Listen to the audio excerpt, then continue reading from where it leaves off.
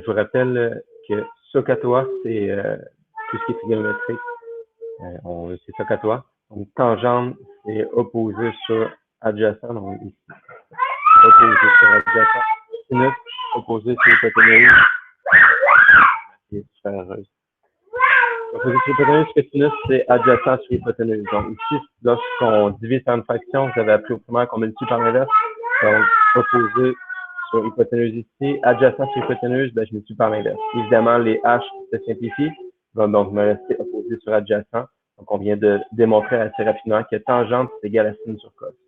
Donc, si par exemple, votre touche tangente ne fonctionne plus ou a été arrachée de votre calculatrice, si vous voulez calculer tangente de 0, par exemple, vous faites sin de 0 divisé par cos de 0. Nous, normalement, vous devriez savoir que le sin de 0 dans le cercle trigonométrique, ça donne 0, puis le cos de 0, ça donne 1. Je rappelle pour le cercle trigonométrique que le cos, c'est la valeur en x, la largeur, un peu comme en physique ou avec les vecteurs, les composants. Donc, on va faire quelques petits calculs comme ça avec les angles remarquables. Tangente de pi sur 6. Donc, pi sur 6 dans le cercle, je vous montre on est à pi sur 6. À pi sur 6, on est ici. Donc, pi sur 6, le cosinus est très grand. Donc, on est à racine carrée 3 sur 2. Le sinus est petit, donc on va être à 1/2. Donc, si je reviens dans le tableau ici qu'on avait vu avant que je quitte un congé parental, si je suis à pi sur 6, le sinus, ça me donne 1/2. Le cosinus, la largeur, racine carrée 3 sur 2. Comme la tangente, c'est sin sur cos, là, je vais prendre la valeur ici, 1/2, divisé par la valeur ici. Donc, 1/2 divisé par racine carrée 3 sur 2, ça donne ceci. Ludovic va me poser la question, comment on fait pour passer de ça à ça? On le calcule comme ça. C'est la même chose que dans la petite démonstration. Quand j'ai une division qui divise peu importe quoi, je peux multiplier par l'inverse. Donc, si j'ai 1/2 qui est mon sinus, mon cos c'est pi sur 6, donc racine carrée 3 sur 2, je vais multiplier par l'inverse, donc 2 sur racine carrée 3. Les deux se simplifient, il va me rester 1 sur racine carrée 3, qui est une réponse correcte. Malheureusement, en mathématiques, on ne garde jamais de racine au dénominateur, pour des raisons historiques essentiellement. Ici, maintenant, qu'est-ce qu'on va faire? On va multiplier par racine carrée 3 en haut et en bas. Comme ceci, ça donne 1. L'objectif, c'est de garder la même valeur. L'intérêt de faire ceci, c'est qu'au numérateur, on va avoir racine carrée 3. Au dénominateur, ça me donne 3. C'est pour ça qu'on multiplie par la même racine. Donc, c'est pour ça que terme de pi sur 6, c'est une racine carrée de 3 sur 3. On va calculer la même chose avec le pi sur 4. Donc, pi sur 4, si je retourne plutôt à mon cercle. Pi sur 4, la valeur qui est ici, c'est ça qui est à 45 degrés. Donc, ça va être racine carrée de 2 sur 2, puis racine carrée de 2 sur 2 la hauteur. C'est assez évident, si on fait racine carrée de 2 sur 2 sur racine carrée de 2 sur 2, on a le tableau ici, à pi sur 4, donc racine carrée de 2 sur 2, racine carrée de 2 sur 2. Donc, ici et là, ben, quand je fais la division, évidemment, c'est la même chose, ça donne 1. Donc, ici, ça donne 1 directement. Autant que remarquable, dans le premier cadran, on va être à pi sur 3, c'est le prochain angle remarquable. À pi sur 3, on est ici. Pi sur 3, le cos est 1/2, puis la hauteur ou le sinus, c'est racine carrée 3 sur 2. Donc, ici, je reviens là-dedans. Donc, à pi sur 3, je sais pas si je peux avoir le sinus.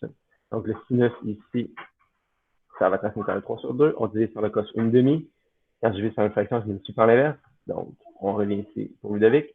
Pi sur 3, ça donne racine carrée 3 sur 2. On divise par 1/2, on multiplie par l'inverse. Donc, les deux se simplifient, il reste simplement racine carrée 3. Pour le pi sur 2, c'est celui qui est en haut complètement. Donc, pi sur 2, la largeur ici, c'est 0. Le cos, on est sur l'axe. Puis le sin, on est sur le cercle, donc rayon compte.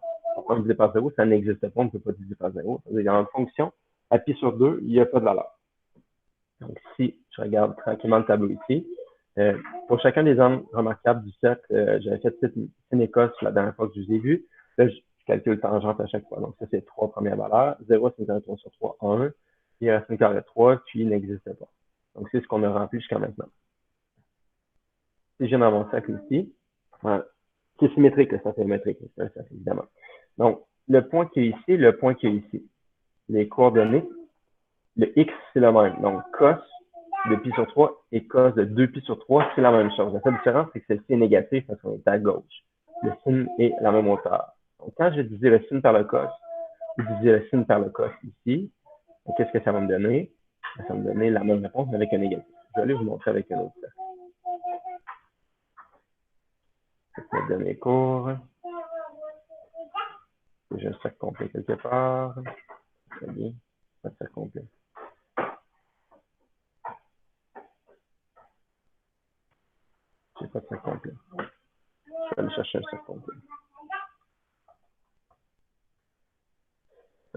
Trigo. Image, photo, Trigo. Il est complet. Il n'est pas complet. On va aller sur Internet. Okay.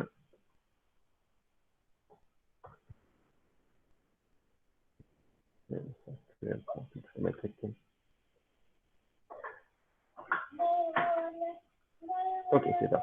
Donc ici, comme je disais, tangente, on va avoir le sin sur le cos. Donc c'est la valeur en Y divisée par la valeur de X. D'ailleurs, lorsqu'on regardait les angles, l'orientation d'un vecteur, c'est toujours delta Y sur delta X. C'est la tangente de delta, tant de moins, en fait, de delta Y sur delta X. Donc c'est la même chose ici, les maths, ça reste des maths. Donc la valeur qui est ici et la valeur qui est ici, c'est exactement les mêmes coordonnées. La seule différence, c'est qu'on a un moins pour le X, pour une raison évidente qu'on est à gauche. Donc lorsqu'on va diviser celle-ci par celle-là, ou celle-ci par celle-là, ça donne la même réponse, qui est racine carrée 3. La seule différence, c'est que ici, c'est négatif. Même chose ici, racine carrée 2 sur 2, racine carrée 2 sur 2, ça donne 1. Puis ici, quand je vais, ça donne moins 1, parce que c'est les deux mêmes termes avec un moins. Donc, si vous commencez à comprendre, deux mêmes termes, négatif ici. Ici, la réponse est racine carrée 3 sur 3. Ici, ça va donc être moins racine carrée 3 sur 3. Lorsque je viens ici, ben, ça va être la même réponse qu'ici. Mais comme j'ai deux moins, ça veut dire que ça redevient positif. Donc, c'est la valeur opposée. Ou si on veut, c'est la même réponse ici. Donc, les tangentes, quand on face à face, on a la même réponse. Donc, si vous faites tangente de la valeur de votre choix ou tangente de la valeur de votre choix plus 180 degrés, ça donne exactement la même réponse. Donc, ici, on a une demi divisée par racine carrée 3 sur 2. Ici, on a moins une demi divisée par moins racine carrée 3 sur 2. Donc, évidemment, la même réponse. La valeur d'ici, c'est la même que celle-ci. La valeur en bleu, c'est la valeur bleue. Je sais si vous comprenez bien, mais ici, si j'étais, je ne sais pas si vous me regardez moi, là, mais les valeurs qui sont face à face sont toujours les mêmes. Donc, qu'est-ce que ça veut dire? Ça veut dire que ma fonction, la période, c'est pas un tour complet, mais c'est un demi-tour. Parce que là, ce que je suis rendu ici, c'est la même valeur qu'ici. Quand je dépasse un petit peu ici, ben ici, je dépasse un petit peu. Et ainsi de suite. Donc, ça, c'est la fonction tangente. Je reviens ici. Donc, c'est comme ça qu'on remplit le tableau. On remplit seulement le premier cadran, comme ça, logiquement, on fait juste remplir le reste. Ceci étant dit, voici toutes les valeurs des tangentes. Donc, ce qui est intéressant, c'est que la tangente va toujours augmenter ici. Ça commence à 0. Puis la tangente, c'est delta Y sur delta X. Donc, c'est le Y, la hauteur. La hauteur ici est très, très petite. Divisé par une largeur qui est grande. Donc, un petit chiffre divisé par quelque chose de grand, ça donne proche de 0. Si on monte un petit peu, la tangente va augmenter un petit peu. Puis plus que ça va aller, plus que la tangente va augmenter. Racine carrée 3 sur 3, ça donne point, je sais pas, quelque chose comme ça, point 50, quelque chose. Ça n'a pas d'importance, c'est plus petit qu'un. C'est ça qui est important de savoir. Parce que racine carrée 3, ça donne plus petit 3, un chiffre plus petit 3 divisé par 3, ça fait plus petit qu'un. Ici, ça donne 1, racine carrée 3, c'est plus grand qu'un. Donc, on voit clairement que les valeurs augmentent. Si on continue comme ça va augmenter. Le dernier point qui est ici, si je prends le delta Y qui est 0.99999, un très très grand nombre près de 1, divisé par un nombre très près de 0, donc 0.00000 quelque chose, ça va donner une valeur qui est infinie. Si je prends une calculatrice, si je prends par exemple 0.9 divisé par 0.1, ça va donner 9. Et si je prends 0.9 divisé par 0.001, je peux avoir l'historique à côté. Vous voyez, quand je divise par quelque chose de plus petit, ça augmente. Donc, imaginez que si vous prenez 0.9 divisé par 0.0 avec un 1, ça donne une valeur extrêmement grande. Donc, peu importe la valeur du chiffre, donc je peux toujours m'approcher encore plus d'1 puis m'approcher encore plus de 0. Donc, à la limite, mot très très important pour le cégep, à la limite, ici, le dernier point, une poussière avant le point ici, c'est quoi la valeur de la tangente? C'est l'infini. Donc, on va pouvoir aller aussi grand qu'on veut comme valeur. Ici, on vient exactement à pi sur 2. Qu'est-ce qui va se produire à pi sur 2? Si on revient ici, je fais 1 divisé par 0, il n'y a pas de réponse. Donc, ça n'existe pas. Donc, ça, c'est pour les valeurs du premier cadran. Ici, on continue. Ça commence. Le dernier point qui est juste ici, le premier point à gauche de ce point-ci, ça se trouve être quoi les coordonnées? Ça se trouve être moins 0 point rien, virgule 0.99, quelque chose de grand. Donc, si je divise Y par X, donc la hauteur, qui est extrêmement grande, que je divise par un nombre extrêmement petit, ça va me donner une valeur extrêmement élevée. Donc, comme l'infini. La seule différence, c'est qu'ici, ça va être négatif. Donc, ma fonction augmente de plus en plus jusqu'à l'infini. Il n'y a pas de valeur, puis après ça recommence à moins l'infini. On va voir dans le graphique à quoi ça va ressembler tantôt. Donc, si c'est moins l'infini la valeur, moins 3, moins 1, moins pas grand-chose, puis jusqu'à moins presque rien, puis jusqu'à 0. Et après ça, ben, la valeur qui est ici, c'est la même que celle-ci. Donc, grossièrement, c'est ça qu'on remplit les valeurs du set. Si on vient voir dans GeoGebra, qu'est-ce que ça nous dit? Je vais juste placer. Donc, ici, si je place Y est égal à Y est égal à pi sur 2.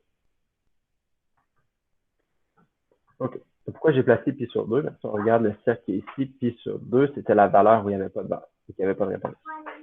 Ici, ma fonction commence à 0, puis plus que j'avance, plus que ça augmente, puis ça ne touchera jamais. On vous dira, on dirait que ça touche, monsieur, là, mais on a juste à zoomer et regarder si ça ne touche pas. Donc, c'est une asymptote.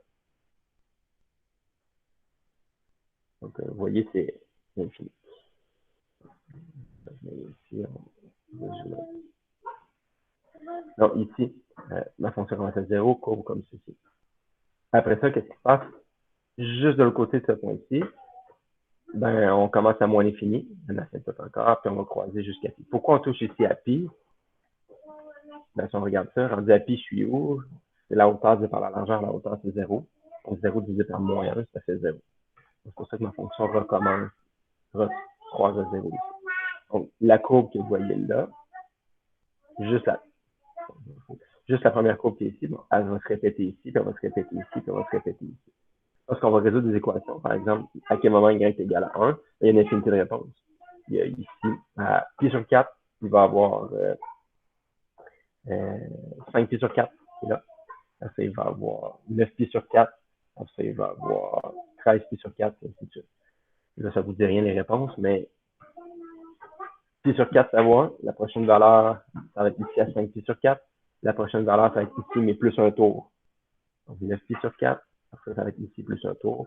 Si vous ne comprenez pas ce que je raconte, c'est pas grave, j'explique ça prochainement. Si vous comprenez, ben, c'est super. Au prochain cours, ça va être facile pour vous. Donc, ça, c'est ma fonction tangente.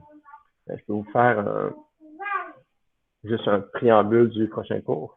Si je place, par exemple, un paramètre A, qu'est-ce que fait A dans toutes les fonctions de l'humanité? A fois tangente. Paramètre A, c'est un facteur d'agrandissement vertical. Donc, si A vaut plus que 1, ben, ma fonction est étirée. Si mon A vaut entre 0 et 1, ma fonction est rapide. Je ne sais pas si vous voyez que ça écrase. Donc, on va faire comme ceci. Si A est négatif, qu'est-ce que ça fait dans toutes les fonctions de l'univers? Ça me tire. Donc, ici, on peut regarder ça animé. Donc, on va se bouger un petit peu. Donc, peu importe la valeur de A, ça va étirer la fonction. Ou la compresser, ou faire une symétrie verticale, mais c'est toujours de haut en bas. Je pense que vous avez compris le principe de l'animation. Maintenant qu'on a le A, le parent B, qu'est-ce qu'il fait dans toutes les fonctions de l'humanité? Le parent B, c'est un facteur. Je peux juste écrire. B. Le paramètre B, dans toutes les fonctions de l'humanité, qu'est-ce qu'il fait? C'est un facteur de compression horizontale. Donc, qu'est-ce que ça fait? Si B est plus grand, ça va compresser. Je ne sais pas si vous voyez à quel point la fonction est compressée quand B est grand. Puis si B est entre 0 et 1, ça agrandit. Vous avez très très bien utilisé la fonction scalier l'année passée. Puis quand B valait par exemple 0.5, ma fonction va être 2 fois plus étirée. Donc ma fonction de base, je rappelle, ici ma fonction de base, ça veut dire c'est quoi? Donc, ma fonction de base, ici, je passe à 0 et à pi. Si mon B vaut 2, ben, je vais passer à 0 pi sur 2 pi. Donc, c'est 2 fois plus serré. Si au contraire, je suis à 0.5, à 0.5, qu'est-ce qui se passe? Donc, au lieu d'être 0 et pi, c'est 0, 2 pi, 4 pi. Donc, le B, c'est un facteur de compression horizontale. Après ça, bon, on peut bien mettre le HK si vous voulez. Devinez ce que ça fait le HK. Ici, c'est 0, 0. Donc, si je place un HK, X moins H, facteur plus K. Oui, je vais créer deux curseurs. OK. Donc, le HK, ben, dans ce cas-ci, si je mets, je vais laisser à 0, 0, ben, vous voyez bien, je pense que le H, qu'est-ce qu'il fait? Il transfère à droite-gauche. Puis le K, qu'est-ce qu'il fait? En haut, en bas. Donc, si l'HK, par exemple, c'est 5, 5, ma fonction commence à 5, 5. Ici, c'est un peu désagréable le 5 parce que j'ai gradué en pi, mais 5, c'est à peu près ici. Donc, 5, 5 vers le point. On va mettre exactement. Donc, 5. Et voilà. Donc, ça, c'était mon HK qui est ici. Donc, on peut même mettre HK directement. Et voilà. J'ai 5, 5, on va le faire. Donc, ici, si je fais varier ce point-ci, mon HK va toujours être le même point. Puis, si je fais animer les deux, ça va être fou. Là, je suis en train de perdre mon point. Donc, je m'en viens ici comme ça. Donc, ça reste toujours le même point, ma fonction transfère, peu importe. Donc, ça suffit des fois. Donc, c'est pour ma fonction tangente. Donc, c'est pas mal tout ce que j'avais à vous expliquer. Pour le devoir que j'ai envoyé, le numéro 4 se fait assez rapidement, normalement, tangente de 0, ça donne 0, tangente de pi sur 6, racine carrée de 3 sur 3. Donc, ici, il faut être capable de savoir dans le cercle où sont les points. Par exemple, 2pi sur 3, on est où? On est plus petit que pi, donc on va être à gauche. Puis 2pi sur 3, ça va être le point qui est en haut, ça veut dire que c'est moins racine carrée de 3 la valeur. Donc pour lui, ici, tangente de 2pi sur 3, on va aller voir dans le cercle. Donc 2pi sur 3, on est ici. Donc c'est moins racine carrée de 3 la valeur. Comme je suis haut, la valeur est plutôt grande, donc racine carrée de 3. Si c'est en même temps, racine carrée de 3, racine carrée de 3 sur 3, c'est vraiment les mêmes chiffres. Donc je mets aussi assez simple, c'est toutes des valeurs dans le cercle. Donc, ça ne devrait pas être compliqué. La question suivante, par contre, est extrêmement intéressante. Je peux la faire rapidement avec vous, mais il faut être capable de la faire seul. Ça, c'est une question de compréhension. Donc, si on regarde l'ensemble des points géométriques P θ tel que sin θ est plus grand que 0. Donc, quels sont les points dans le cercle pour lesquels sinus est plus grand que 0? Sinus, c'est la hauteur. Donc, la hauteur, je veux que ce soit plus grand ou égal à 0. Ça veut dire que ça va être la partie d'ici jusqu'à là, puis c'est deux valeurs ci incluses. Donc, si je descends un peu, ça va donner celle-ci. Vous voyez, le sinus, donc le y, est plus grand ou égal à 0. Donc, c'est plus compliqué que ça. J'en prends un qui a la plus difficile, le C. À quel moment le sinus est égal au cos? À quel point dans le cercle, sin est égal à cos? Le x est égal au y. Ben, c'est le point ici. C'est lui et c'est lui. C'est encore plus difficile. À quel moment le sinus, le y, est plus grand que le x? Ça, c'est un peu intéressant. C'est assez intéressant comme question. Donc, le sinus, à quel moment la hauteur est plus grande que la largeur? Donc, le point ici, la hauteur, c'est 0. La largeur, c'est 1. Ça ne fonctionne pas. Si on regarde les autres, ici, le sinus, c'est quoi la valeur du sinus ici? C'est très, très grand. Puis le x, c'est 0. Donc ça pourrait fonctionner. Le problème ici, est-ce que ça fonctionne aussi? Le sinus, je vais juste remettre la question, on veut que le sin soit plus grand que ou égal au cos. Donc ici, la valeur du sin, c'est quoi? La valeur du sin, c'est moins, c'est 0. Puis le cos, c'est moins 1. Donc, est-ce que 0, c'est plus grand que moins 1? Oui. Donc, ça peut être très, très intéressant. Si on regarde ici, c'est quoi la hauteur de ce point-là? C'est moins 1. La largeur, c'est 0. Est-ce que moins 1 est plus grand que 0? Non. Ça veut dire que c'est pas celui-ci. Si on prend celui-ci, regardez ce qui est intéressant. On a le sin qui est égal au cos, exactement ces points-là. Le point qui est juste un petit peu après, la hauteur est plus grande que la largeur. Le y est plus grand que le x. Donc, c'est super par rapport à ça ici, le y est plus grand que le x. Puis si on continue ici, ben, le y, on l'a vu tantôt, est plus grand que le x, là, c'est 1 par rapport à 0. La valeur ici, c'est en plein milieu, c'est moins racine carrée 2 sur 2, racine carrée 2 sur 2. Donc, la hauteur est positive, la largeur est négative. C'est vrai pour tous les points ici, donc ça fonctionne. Le point qui est ici, la hauteur, c'est 0, donc c'est plus grand que moins 1. Puis ici, le dernier point qu'on a, c'est moins racine carrée 2 sur 2, moins racine carrée 2 sur 2, donc les deux valeurs sont exactes. Donc ça ici, c'est la valeur. C'est le 6. Donc je vais vous laisser faire les autres. Puis ça va pas au prochain cours, je pourrais commencer avec ça.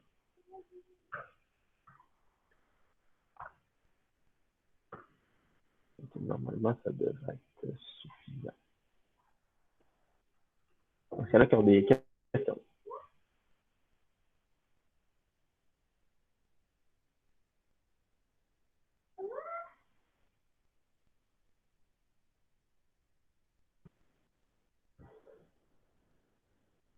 Est-ce qu'il y a des périodes? Oui, j'en ai parlé rapidement tantôt de la période.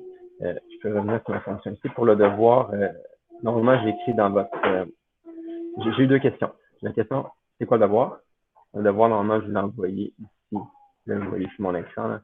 Sur le portail, je fais changer un instant, c'est page 91, numéro 4 et 6. Donc, page 91, numéro 4 et 6. Je vais juste retourner, vous montrer mon écran.